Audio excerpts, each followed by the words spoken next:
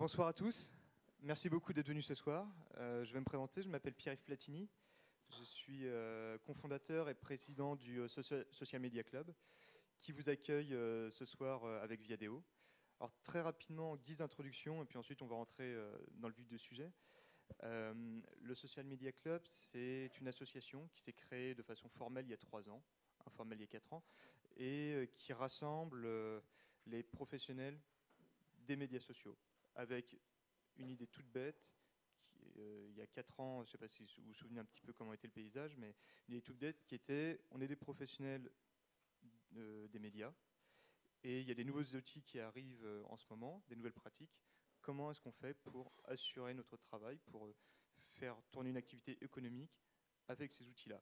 Et plutôt que d'essayer chacun notre coin et se planter éventuellement chacun notre coin, on va essayer de travailler ensemble et partager les bonnes pratiques sur ces nouveaux outils. Comme je vous l'ai dit, ça s'est créé à peu près il y a 3 ans, 4 ans. On a réuni des chercheurs de différents labos, publics, privés, donc Orange Lab, EHESS, HEC, Polytechnique, des journalistes, des médias en ligne, au 89, France 24, Le Poste, et puis ensuite des groupes un peu plus importants, Le Figaro, Le Monde, des opérateurs de réseaux sociaux, Viadeo, très rapidement, et des journalistes. Ensuite, tout ce qu'il y a autour, c'est-à-dire les publicitaires, les annonceurs, les agences, les régies, les agences, etc. etc. C'est un collectif de professionnels, c'est une association de professionnels. C'est-à-dire que on est 300 maintenant, tous cooptés, puisque finalement on ne cherchait pas tant que ça à grossir, on cherchait surtout une qualité des débats et travailler ensemble. Puis ensuite, au fur et à mesure de notre travail, on s'est rendu compte qu'il ne serait pas forcément absurde de diffuser ces bonnes pratiques et le compte-rendu de nos sessions de travail. Donc on a commencé à s'ouvrir et à faire des événements beaucoup plus publics que ce qu'on peut faire habituellement. Dans ce cadre-là, en fait, si je vous raconte cette petite histoire, c'est que pour deux choses.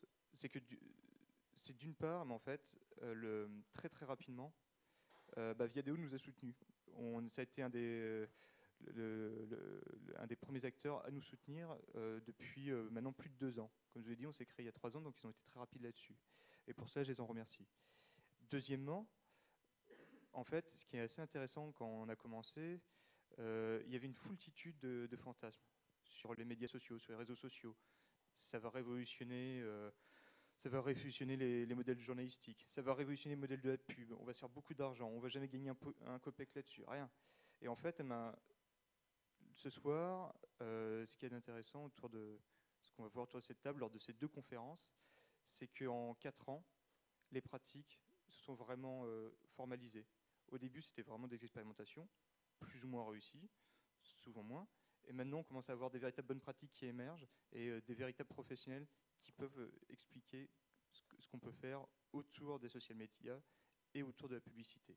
Donc cette soirée est dédiée au Social Networks Advertising avec Viadeo. Nous vous proposons 2 tables rondes, animées la première par Fabienne, que je remercie, Fabienne Schmidt de la correspondance de la presse, correspondance de publicité, qui va animer ce soir. On va avoir donc 2 conférences. On va terminer plus ou moins vers 20h30, 21h. Et ensuite, il y aura un cocktail que je vous proposerai de passer au petit salon pour boire un verre tous ensemble. Je vais laisser la parole à Olivier Fecherolles, qui est notre hôte aujourd'hui. Merci Pierre-Yves. Oui, quelques mots, je vais être plus rapide. Merci de cette introduction. Donc moi je suis Olivier Fecherolles, je suis en charge du business développement, de la com et des partenariats chez Viadeo. C'est vrai qu'on est ravis d'être partenaire depuis un moment de Social Media Club. Donc pour Viadeo, je pense que vous connaissez, réseaux sociaux. C'est vrai que dans la pub, on est souvent assimilé à des revenus par abonnement premium, mais il y a aussi des revenus publicitaires. Viadeo, c'est un tiers des revenus qui proviennent de la pub, avec Jean-Yves Nakache qui dirige la régie, qui aura peut-être l'occasion de répondre à des questions un peu plus tard. L'autre point aussi que je voulais juste souligner ce soir, c'est que le social media est effectivement en train de se structurer et on essaie aussi de sortir des nouveaux produits pour expérimenter à notre tour. On en reparlera peut-être aussi un peu, mais on lance aujourd'hui, vous voyez, ça tombe bien, c'était pas fait exprès, mais il se trouve que les délais de mise en prod, on a lancé aujourd'hui un nouveau produit qui s'appelle Social Ads, qui est donc un produit social qui est entre un tweet sponsorisé et du Google AdWords. Voilà, le but, c'est pas de vous présenter le produit, mais dire que voilà, il y a encore tu parlais d'expérimentation, mais il y a encore de l'expérimentation avec des nouveaux produits qui sortent. Et puis on va sortir aussi notre plateforme d'API d'ici un mois. Donc on vous donnera rendez-vous à nouveau ici dans ce lieu pour venir vous présenter comment intégrer Viadeo, en tout cas des morceaux de Viadeo dans vos applications et pourquoi pas en faire des nouveaux produits là aussi à vocation publicitaire. Voilà, je ne vais pas être beaucoup plus long ce soir, si ce n'est vous renouveler la bienvenue à ces conférences.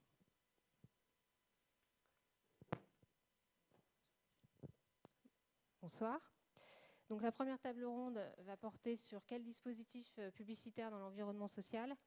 Il s'agit à la fois d'aborder des cas pratiques, d'exemples de campagnes publicitaires sur les réseaux sociaux qui ont fonctionné ou qui n'ont pas fonctionné.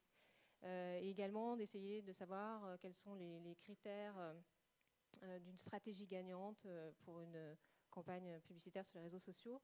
Alors avec nous pour en parler, Nicolas Bordas, président de TBWA, Fabrice Guérin, responsable marketing digital chez Orangina, Arthur Canas, fondateur de l'agence Even, et Jean-Yves Nakache, qui est le directeur de la régie Europe de Viadeo. On va commencer par vous, Fabrice Guérin.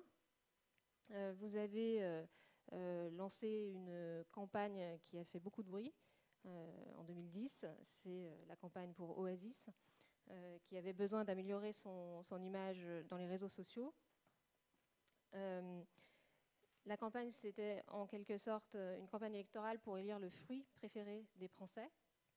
Elle a fait grand bruit. Alors j'aimerais bien en revenir avec vous sur cette campagne. Je crois que vous avez une vidéo qui la présente.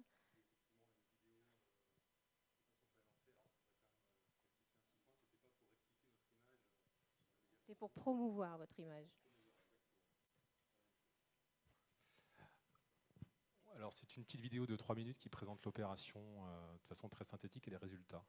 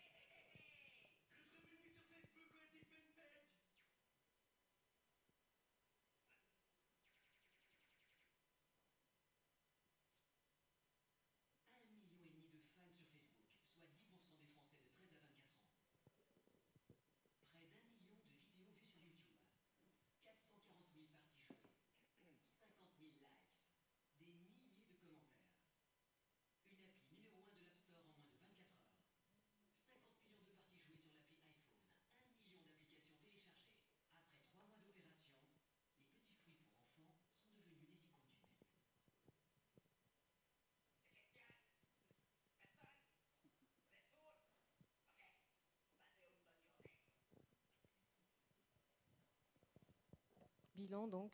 Donc le Plus bilan que est hyper positif. positif, évidemment. Alors l'originalité de l'opération, alors c'était presque il y a un an maintenant, enfin 8-9 mois, c'est que c'était vraiment Facebook-centrique.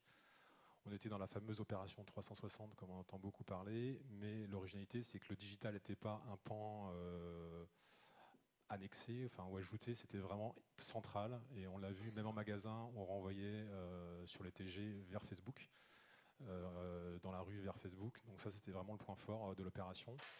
L'autre point fort, qui était une très bonne surprise pour nous, c'est qu'on était sur un gros jeu, long. Il n'y avait absolument rien à gagner pour les consommateurs, enfin pour les fans. Le seul intérêt que ça avait, c'est que ça permettait aux fans de participer réellement à la vie de la marque en choisissant le prochain héros de la publicité. Et ce seul goodwill, entre guillemets, ça a vraiment fait avancer les gens. Et ça, c'était hyper satisfaisant pour nous. Ça montrait, et on l'a vu aussi par la suite dans l'animation de la page Facebook, que le jeu concours basique, c'est vraiment pas ce qui les intéresse. Ce qu'ils veulent vraiment, c'est des petits fruits, c'est des blagues des petits fruits, c'est de la production 3D, c'est des images. Et c'est potentiellement, éventuellement, rentrer dans la vie de la marque. Et y avoir une vraie influence. Alors ça vous a coûté combien cette campagne au total? Alors on ne communique pas sur les coûts. 1 million d'euros? C'est ce qu'on voit dans la presse. Alors on n'a jamais fait le coût global de l'opération. Parce qu'il y a du hors média, il y a du média, parce qu'il y a la pub télé à la fin. Un dispositif donc, global. Voilà, donc peut-être que ça coûtait ça. Honnêtement, pour m'être occupé, j'ai jamais fait. Enfin, on n'a jamais accumulé les budgets, mais avec de la télé, c'est fort probable.